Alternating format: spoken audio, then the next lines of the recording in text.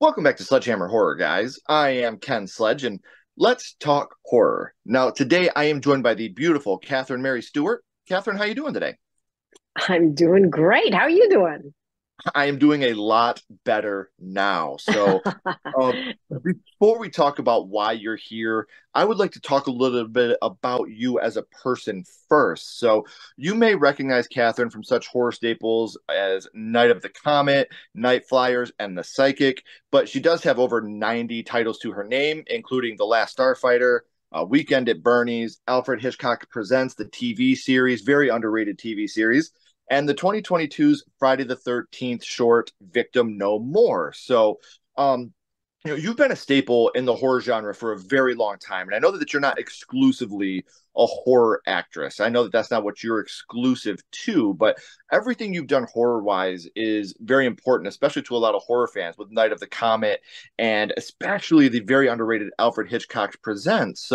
When it comes to these type of things, what made you decide that you wanted to be an actress? That's what you wanted to pursue your life as. Well, yeah, it kind of came up from behind in a way. I was a dancer. I've always performed, I think I would say. Um, I I come from a very animated family just in general. But my mother finally I didn't like school. So my mother finally sort of tricked me into going to a dance class. Now, I had taken ballet when I was a little girl and I hated it because it was so regimented and it was boring as heck.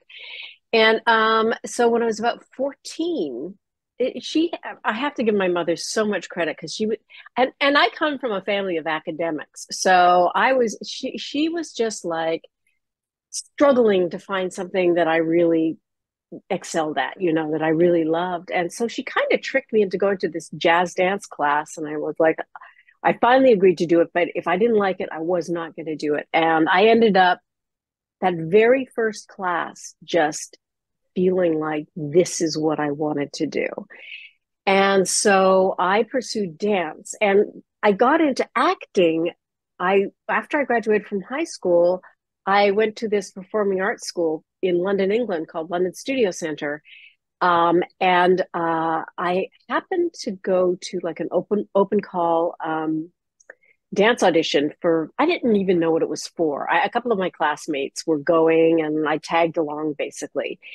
And from that first day auditioning as a dancer, they had me audition for the lead role in the movie. They liked my look. They thought I was right for the role. So I ended up auditioning and getting the role. And that's how I got into acting originally. And it's one of those things where how funny is it that, you go into audition as a dancer and your life just takes the weirdest turn. And it's funny, the butterfly effect. If you would not Yeah, have agreed, I mean, you were a young lady, so I'm sure that, they could have made you go to school. But if you wouldn't have agreed to go to that jazz school, would you and I be sitting here today having this conversation? absolutely not. No, no way. I mean, yeah, that's what sort of got me into performing on. In fact, she sort of suggested I take acting class in school, which I was also totally against. And then I get in front of a bunch of people on stage, and I'm like, I dig this. Right. So she found that niche for me, and I just loved it. I just loved performing. Mhm. And it just somehow luck, you never know, it just happened in the most ridiculous way. And I was young and naive enough to not even think too much about it, which worked for me because I wasn't nervous particularly. I just was like, oh, I'll try this now, kind of a thing. And um it snowballed from there. And I really do believe that it was because it was sort of unintentional, and I was just like allowing it to happen, in a weird, naive, young person way. Mhm. So I was lucky that way. Right. And obviously it worked out because there's these movies. that you've been in, like I talked about earlier, because I'm a huge fan of cinema in general, but yeah, obviously I Mhm. gravitate towards horror, but Night of the Comet, and then movies like The Last Starfighter, Weekend at Bernie's, like these movies that are so iconic. Is it one of those things where you look back and you're just like, wow, how amazing it is to be a part of these movies that are really a staple in pop culture? It is. I mean, it's undeniable. You shoot a movie 40 years ago or whatever it is, and it was about maybe 10 or 15 years ago that I did my first convention. And I was so nervous about doing that. I'm like, who cares about me, for Pete's sake? Because, at the time that the movie was released, it wasn't some big blockbuster in the theaters. But what I didn't know was it was huge in DVD. And I learned all this stuff after the fact, going to these conventions, meeting these people who said, basically, you were my babysitter. And so many of these projects that I did, just, at that time I was new in the business, and you were sort of going from one project to the next and not really thinking about what might happen with this movie. You're just kind of like trying to build a career. And it just it's a gift that keeps giving, because it like Last Starfighter, Night of the Comet, Weekend of Birdies, and maybe a slightly different way, but they seem to really touch people in a unique way. And I sort of think it's because it hit that sort of sweet spot of kids that are right on the cusp of going from childhood to like their teen years. And maybe this was like one of the first movies that they were allowed to watch by themselves. And they were about kids that they could relate to, Right. and it sticks with people, and it's a story about real people that the audience can relate to, and real people in extraordinary situations, and it stirs up the imagination of kids in a way that touches them personally. Right. And something you said that, when you're filming these movies, you don't go into these knowing this is going to do this in 20 years. You don't go into Night of the Comet going, you know what? In 20 years from now, this is going to be a huge cult classic that Yeah. the horror community is just enamored with. Mhm. So that's another whole amazing thing in itself, is the ability to go out and, you know what, this script really talks to me. This is something I would really like to be a part of. And Mhm. obviously Weekend at Bernie's. We talk about The Last Mhm. Starfighter and Night of the Comet, how they've kind of gained their cult following. Weekend at Bernie's is one of those films that was, a hit right off the rip. That's something I remember as a kid, just being so. I thought it was the most brilliant idea, even as a kid, because we all wanted to try to get away with stuff when we knew we were caught. So to be able to, that type of stuff was just so brilliant. So one question I Yeah. have though, what's the difference between being on like an action sci-fi comedy set compared to a horror set when you're an actor or actress? Is there like a big difference there, or is it kind of just like, you know what, I'm here to play this part of the movie, let's have fun no matter what? Yeah, I would say that they're really the same medium, I guess. The approach for me is different because each character is quite different, and you want to somehow mind the reality of that character in yourself, and express that, but no matter what the situation is.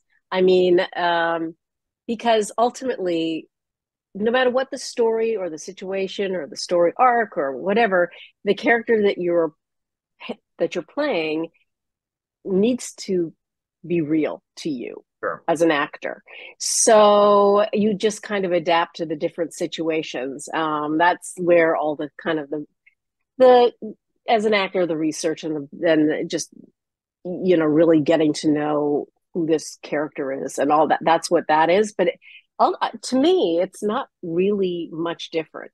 It's really Right. fun doing like stunts and stuff. Like in Night of the Comet, I just loved all that, fighting zombies and all that physical stuff was really super fun for me because I was able to sort of incorporate my dance in a way. Sure. I was very physically fit. I was very flexible. So that was fun for me. I just loved doing all that stuff. And also, like in Last Starfight, I was the girl next door, or the girl next trailer. And very sort of sweet and innocent and all that other stuff. Um, Reggie in Night of the Comet was really more of who I am, more of that kind of not girly girl kind of a thing. I never have been. I have two older brothers. I've always been fighting my whole life for attention, and Right. I was not ever really interested in clothes. I mean, I loved being a girl, but I was just not never one of those girly girls. Sure. So when the role of Reg came along, I felt really comfortable in my element for sure. Awesome. And it's amazing how these things can kind of take shape too. You know, how you can put, while you're playing Reggie, there's a lot of Catherine in what Reggie's doing. You know, that's a lot more comfortability, as you're saying. And one last topic I want to talk about before we talk about why you're here. Victim No More. Friday the Yes. 13th, huge franchise. And it's got some of the best fan films and short films of any of the horror franchises, in my own Yeah. humble opinion. And you are now a Jarvis forever. You are in that community. You are in that world forever. So, which is something very, very special. The Jarvis trilogy is probably one of my favorite uh, continuation of films throughout the Friday the 13th franchise. So, what was it like to be able to play a part of Victim No More? Yeah, my really good friend Bobby Heckman, who made this movie and directed. He basically, well, he asked me if I wanted to do this, but he also said, "Would you co-direct with me?" And my whole, not whole focus, but I'm really focusing on trying to do more and more directing. And so I'm like, absolutely. And then he said, and I want you to play this role. And I'm like, okay. But I had to do a bunch of research because I hate to say it, but Friday the 13th, Halloween, all these kinds of horror movies and series and whatnot, I just, it's never been kind of my jam. I hate to Sure. say that on your show. No, no, like that's fine. Like I've had people on here, honestly, that like watched a Nightmare on Elm Street for the first time and then never watched horror again. You know, like Right, right. and there are some people that love slashers. There's other people that love paranormal. There's other people that love sci-fi horror. That's the great thing about horror. There's not just one element of it for you to fall in love with. That's that's for sure. So I had to do that whole research of what that was really all about. And one of my things which I sort of laugh about is why would I want to watch a horror movie and just be scared the whole time? I want to go and laugh and cry and be in love. But I know that there is a huge element of humor in horror as well, which my husband has sort of introduced me to. So because he kind of thinks they're funny horror. He loves horror. Sure. And I'm always that person in the theater that is screaming whenever something happens that's unexpected. I'm the one that screams at the top of my lungs. But I mean, I like certain kind of horrors, like you're talking. I mean, like I really love apocalyptic movies, like Sure. Night of the Comet, which kind of it crosses so many different genres. I feel like Night of the Comet. It's apocalyptic. It's sort of horror with the zombies. It's funny. There's so many things that it encompasses, and I love that about it. I think it's kind of unique that way. Yeah, I was more like I loved Alien, for instance, or like I don't know if you remember Melancholia. I love that movie so much. Um, it was an end of the world, but it was just really slow and plodding, and a lot of people just hate it. I just loved it because I thought you see so many sort of apocalyptic end of the world movies where the everybody's either freaking out or they're drinking too much, or it's a party and or something. Right. This one was just slow and built to this just creepy crescendo. And that freaks me out more because I feel like it's sort of more realistic in a sense. um and I like the movie On the Beach. I think it was 1954. That movie, I love that movie because again, I felt there was sort of more realism to it somehow. Sure. And of course, the movie that I told you about, the very first one I ever saw. I don't know if you want me to bridge Oh that no, yet, we'll but get there in a second. okay. But yeah, I mean the sort of the serial horror movies like Halloween and Friday the 13th. I I think I was also at that time really busy with my career. So Mhm. that, that might have distracted me. Well, that's a good thing to be distracted by. No kidding. So I don't take it for granted for a second.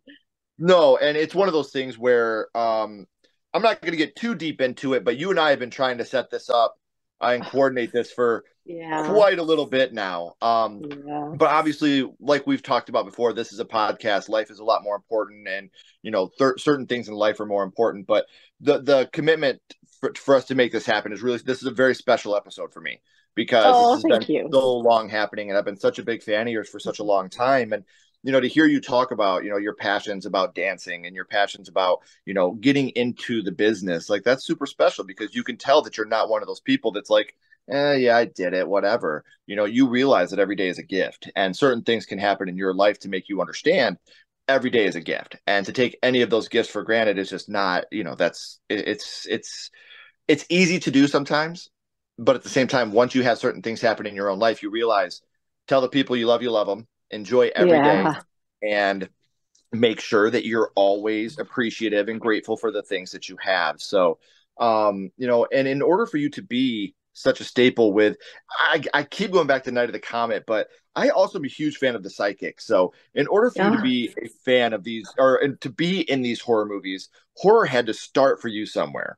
So now, Catherine, I would like to go back to the past and talk about what got you started in the horror genre, your first horror movie. And Catherine, the first horror movie you watched was The Birds. Yes, Alfred Hitchcock, man. So, yeah, do you want to hear the story? What? I 100% want to hear the story. So, I had to be maybe 7 years old, and the movie was released in like 1964 Mhm. or something around there. Right And around there. yeah, and I probably when I saw it for the first time was like 1967, and I was at a sleepover party with my best friend, and she had a bunch of kids, and we went down to the basement, the playroom, and I, in retrospect, I'm like, it's weird that her mother let us watch that because Right. I mean, you look at it now, it's like, oh, geez, but for a 7, 8 year old, it was like pretty freaky. I'd never Hmm. seen anything like that before in my life. And this was a sleepover. So we were watching it at night before we had to go to sleep. And so at that time, it was really impactful. And we were all like freaking out every time we saw a bird after that. Very effective. I mean, I remember just, I don't know, there was birds pecking out eyeballs and things, lots of blood, and to be Hedron. It was scary. It was really super scary. And like you said, especially for children that are watching this movie for the first time, we see birds every day. Their birds are everywhere. And you have that part where you actually have the kids that are going out on the playground and the birds just keep flocking. And every time the camera pans, you have more birds, more birds, more birds. And It's as little so creepy. right. So little kids watching this movie, we talk about, you going to watch something nowadays as comparison to that. Yeah, that seems pretty tame. But when it's the very first thing you watch, it's relatable too, because you have Yeah. peers in the movie, young children, you have birds, which are freaking everywhere. So yeah, I can see why this would be such a terrifying moment for you and these other young ladies at this party. But do you know, I know that you were quite young at a sleepover, but do you remember which scene it was, Catherine, that affected you the most? Um, you mentioned every time they would have a shot of some birds gathering, and then they'd cut to something else, and then the same shot, and more birds were gathering, and that in itself is freaky. And then when they went kind of crazy, I remember, I think it was Tippi Hedren. She They were starting to chase people, and it was like, what is going on? And she goes into a phone booth and Mm-hmm. they start just like slamming into the phone booth. I think that was the freakiest thing for me, that these animals were kamikaze birds just trying to kill people. It was very freaky. Yeah, that there was just like no control. Nobody had any control, including the birds over themselves. And Right. so that they just kept gathering and gathering, and that was very, very creepy. And phone booths, ladies and gentlemen, used to be this thing that you would go into to make a phone call. You didn't have a phone in your pocket. You had to go in this booth. Sometimes a guy would go in there with glasses and come out with a cape. That was pretty cool. But Yeah, overall, they were used to make telephone calls. Um, yeah. And they were but glass. So, I mean, these things would be slamming into it was kind of like a group effort. They kept slamming into the glass, breaking it one by one, probably killing themselves. But somebody would, or one of those birds would eventually get in to whoever was in that phone booth. They were and working as a team. and something else I want to bring up here because you got your 6 degrees here. We talk about you being a part of Alfred Hitchcock's Mm. presents the TV series. Alfred Mm. Hitchcock is who made the birds. So when you were a part of the TV series, when you had your part in that, was that kind of like a holy crap moment to you? Like my horror life started because of this guy, and now I'm in a TV show based around. Like, was that something for you that was pretty special? Absolutely. There's no question. First of all, that was a classic series, so I was so pleased to get on it. And I mean, he was a brilliant filmmaker. Brilliant. There's no question. I mean, he's just sort of steered on the kind of the soul of Western civilization, really.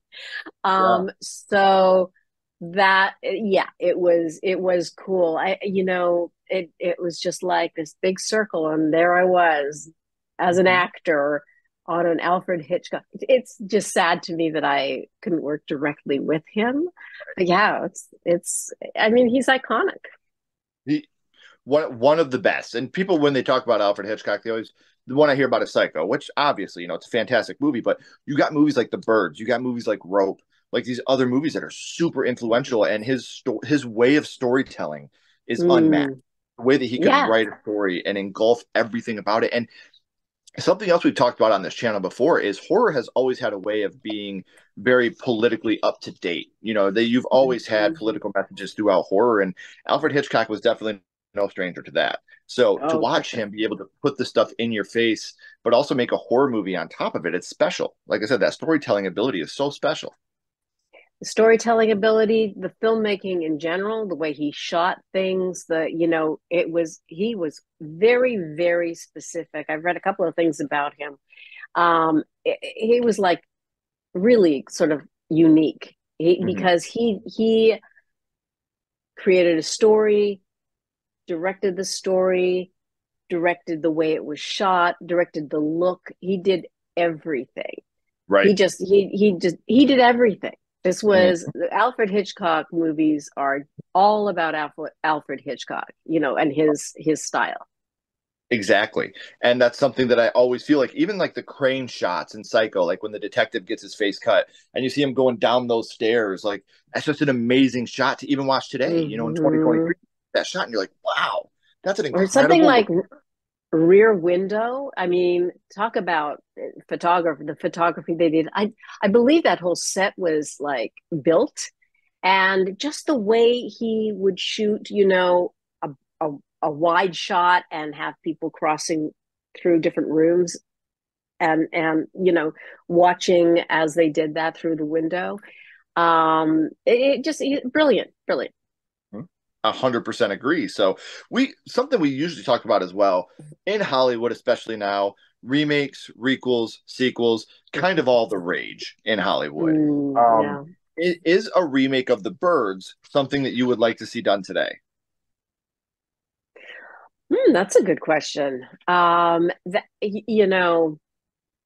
That could be really interesting because it's been so long since the original. I have issues with movies that were, like, for instance, the movies that I've done. I mean, would the Last Starfighter remake of the Last Starfighter capture the charm of the original? Sure. Absolutely, the special effects would be fantastic, completely different. In Last Starfighter, that was the birth of CGI. Same with Night of the Comet. There's a humor about Night of the Comet, and I feel like if it was remade, it would be all very serious and Sure. apocalyptic and trying to make it scare, and that was never the intention of Night of the Comet. It was like what a couple of teenage girls would do if all of a sudden everybody around them was dead. And Tom Everhart, the director, in doing research for this movie, interviewed, young kids, and they were, as opposed to, oh my God, no, they were like, excellent. Right. You mean we can shop whenever we want to? That We kind could do of a whatever thing. we want to. We could do whatever we want to. That's so cool. But of course, it mixes in with the reality of the situation. But the birds, I mean, that might be pretty cool because it was just sort of a straight horror, scary thing, and you could really intensify that, perhaps even with the special effects nowadays. You could be pretty effective, I think. That's a very interesting question. Yeah, see, and that's something I've always, if they did it, I would not want them to do like they did with Psycho and do like a shot for shot color remake. Take the basic idea, but make it Mm, your own. That's what I would like to see if they did do a remake. Try to mm, keep it as yeah. practical as you can. But, I would love to see this movie done today. This is one that I've talked about a lot. I would love to see them because they could really intensify the fear of the birds. Hmm. So, Yeah. Catherine, we know how horror started for you with the birds, and we know that you've been in the horror genre, very special to a lot of us. But real quick, I do want to throw a little bit of a curveball at you. My little buddy Ghostface is here, and he has a question for you. What's your favorite scary movie? Oh, Jesus. This podcast is the scariest movie. what, Ah. what what would you say your favorite horror movie of all time would be? Oh, fave. Oh, you know what? I have a friend who produced this little movie. It's so good. It was a pandemic movie he did completely with an iPhone or iPhones, and it was sort of a seance situation. His name's Jed Shepard, and it was called Host. And do you know this movie? I love Jed. I had Oh, I had I had Jed and Gemma on the podcast. I love them to death. I no. love Host. I think Host is brilliant. Um, Oh my what you God. I watched that. I mean, I just met him because he was a big fan of Night of the Comedy. He happened to be in LA and I was in the LA at the same time. And Kelly Maroney and I um, went out for drinks with him and just, Gemini and everybody. And I hadn't seen this movie and I didn't know anything about him. And then he had this made and I was like, this is brilliant. It scared the crap out of me. It was done for nothing with people on their iPhone. The actors were brilliant and it scared the crap out of me. I loved it. I loved it for its simplicity. They weren't trying to do anything like, some of these horror movies where you can tell they're trying, like opening a cupboard, and gee, I wonder if there's going to be a scary person behind it when they close the cupboard. right? Oh, gee, there is. I thought it was brilliant. That I Yeah. have to say, in the last 5 years, let's say, that would be my favorite. It's one of those, and what I love about this movie, there's no add in time, there's no filler time. It's an hour long, and it's just an hour long of you being punched in your face, absolutely Yeah. terrified. A lot of, and especially like a lot of the filter stuff that happens throughout the movie, because we all know about that stuff. That's all, and obviously Zoom calls, something that we all work with. So to be able to see all these things come to life in such a scary movie, um, I thought I it was often brilliant. yeah, Yeah, I often compare it to the Blair Witch Project, a movie that right. just comes out of nowhere on no budget that blows away $10 million budget films. I'm so enamored with the fact that you said host. So, Yeah, um, yeah. That's the other thing is that a budget really has nothing to do with the success of a movie or how good a movie is. It's mhm, just it's mind-boggling how much producers or production companies will put in some of their projects, mostly because they're paying, whatever the star $20 million or something. And then the character who actually glues the whole story together is getting scale plus 10. It's, oh, I hate that so much. But, and then, you know, millions and millions and millions, hundreds of millions of dollars for crap. And Right. something like this, I don't know what the budget was. I would watch this over some big budget, whatever, superhero movie any day of the week. 100%. 100%, because not only is it, you know, like we often talk about budgets, and I feel the same way you do. The budget has nothing to do with the writing, nothing. But when you have a movie like this, it's also, they weren't doing this to make money. This is a passion project. They did this because this was something they all really, really believed in. They had a great script that they knew they were going to capitalize on, but they don't need to go out and get a huge studio behind them. Let's do this ourselves. Let's make this movie because we want to make a phenomenal movie that people are going to remember. Let's not have a bunch of producers putting their fingerprints on everything. Let's do something that we love as us, our family, and scare the hell out of people. And they did an amazing job doing that. Amazing. Amazing. Yeah. Well, and Catherine, I've had an amazing time talking to you about your first horror movie, your favorite horror movie, and everything that goes along with it. But before I let you go, you're not going to scare me again, are you? No, with that promise. little. Before I let you go, we always go back. What we're going to do is we're going to go back to the birds, and what we're going to do, Catherine, is rank this movie on a skull count. Now, we're not ranking the birds on acting, production, score, direction, nothing like that. We're not being critics. All we're doing is ranking the birds on how much it affected you on your first viewing. So 0 skulls being not effective, 5 being extremely effective. You can use half and quarter skulls anywhere in the middle. Catherine, what would your ranking of the birds be? I'm going to have to say 4.5. Because and only that I'm giving myself a half a point there because, as I mentioned earlier, I come from this family of academia, so they're very logic. My dad is a biologist. Like, for instance, when I saw Jaws, my dad was like, "Oh, that's the most ridiculous thing I ever saw." You know, everybody else was freaked out by Jaws, and it affects you as a kid. So I think there was a little bit of my dad's influence on, you know, animals are this way and that way, and they would never do something like that. But when you're watching it as a little kid, it's like, you know, your heart is beating, and then you sort of talk yourself into, well, I did talk myself into the reality of could this ever happen? But I was kind of freaked out for a few days there. Oh yeah.